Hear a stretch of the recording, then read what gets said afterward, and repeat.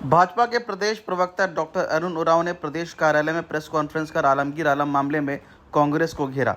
उन्होंने कहा कि इंडिया अलायंस ने कोड वर्ड के माध्यम से झारखंड को बेच दिया। मंत्री के करीबी के यहां से करोड़ों रुपए बरामद किए गए। कांग्रेस और जेएमएम के लिए कोड वर्ड के माध्यम से भ्रष्टाचार करना नया नहीं है। भ्रष्टाचार के लिए वो हमेशा इसका उपयोग करते रहे हैं।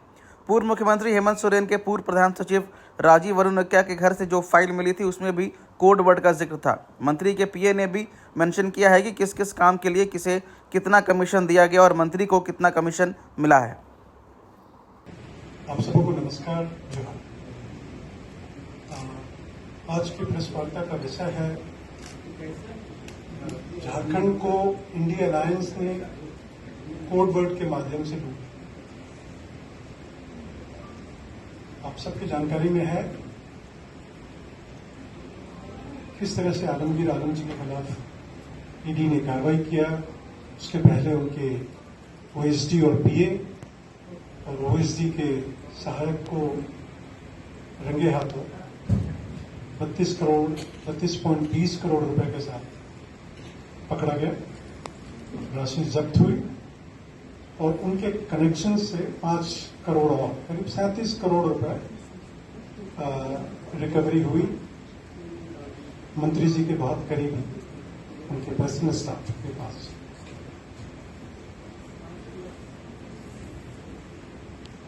इन्होंने बड़े तरीके से कोड वर्ड का इस्तेमाल किया और इनके लिए कोई नया नहीं। कांग्रेस के लिए या झारखंड मुक्ति मोर्चा के लीडर्स के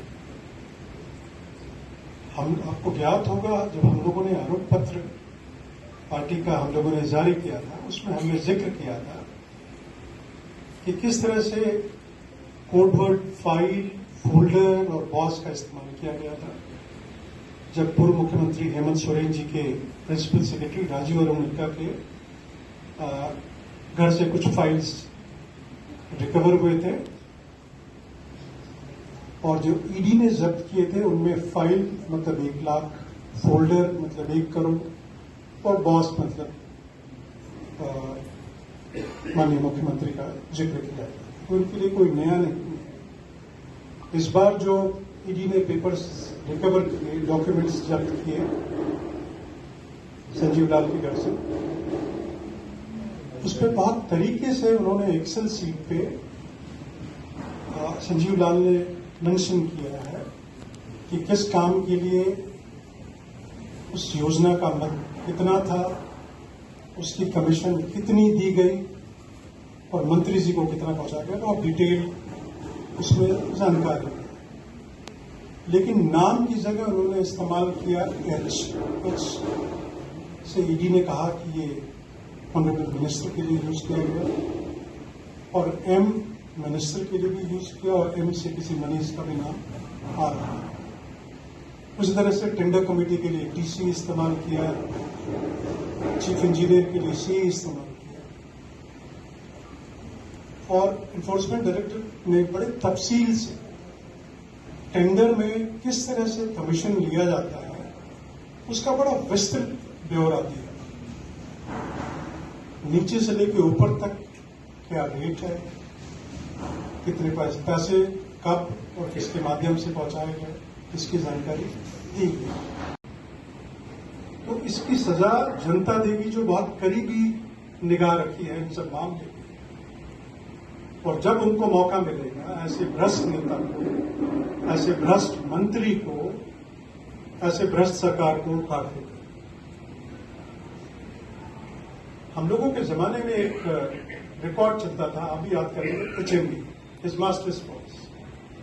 इस इंडिया अलायंस को हम लोग एक नया नाम देना चाहेंगे, HMCA, his masters corrupt alliance. इनसे करप्ट और भ्रष्ट न कोई सरकार आई है न आई। साथ ही मैं आपको एक सूचना भी आपको दे दूं, हेमंत सोरेन जी के मामले में जो सुप्रीम कोर्ट में थे, आज दूसरा दिन था जहां उन्होंने अपने बेल रिजेक्ट करने के बारे में और चुनावी गतिविधि में शामिल होने के लिए परमिशन मांगा था। सुप्रीम कोर्ट ने झटका है उनके वकील कपिल सिब्बल को और उन्होंने सुप्रीम कोर्ट ने ये बहुत बड़ा एलिगेशन लगाया मौके पर कि आपने जो डॉक्यूमेंट्स हमारे समक्ष पेश किए हैं उसमें आपने तथ्य छिपाया कि जो लोअर कोर्ट है वहां पूर्व मुख्यमंत्री जी के खिलाफ जो चार्जशीट हुआ है उसका कॉग्निजेंस लिया जा चुका है। तो ये बहुत शर्मिंदगी की बात है। देश के सबसे उच्चतम कोर्ट में और एक मुख्यमंत्री और पूर्व मुख्यमंत्री और इतने बड़े वकील डॉक्यूमेंट्स और सच को छुपाने की कोशिश करते हैं। धन्यवाद। चीफ इंजीनियर वीरेंद्र राम जी की गिरफ्तारी हुई थी और उनके साथ इन्फोर्समेंट डायरेक्टरेट ने पूछताछ किया था। उस पूछताछ में वीरेंद्र राम जी ने कबूला था कि उन्होंने कमीशन के 3 करोड़ रुपए मंत्री जी को दिए। उसके बाद से ही फिर आगे बढ़ी और अपनी इन्वेस्टिगेशन गुजारी और ये सामने आपके नोटों का बाहर नजर आ रहा है। सबसे हमें तो आश्चर्य नहीं करता है, लेकिन यह है आश्चर्य की बात। ईडी के इतने फुल प्रूफ केस के बावजूद और कोर्ट में जो उन्होंने दस्तावेज प्रस्तुत किए हैं उसमें सारा व्हाइट में है मंत्री जी का करप्शन। उसके बाद उनमें इतनी भी हिम्मत नहीं थी कि वो पद से इस्तीफा दें।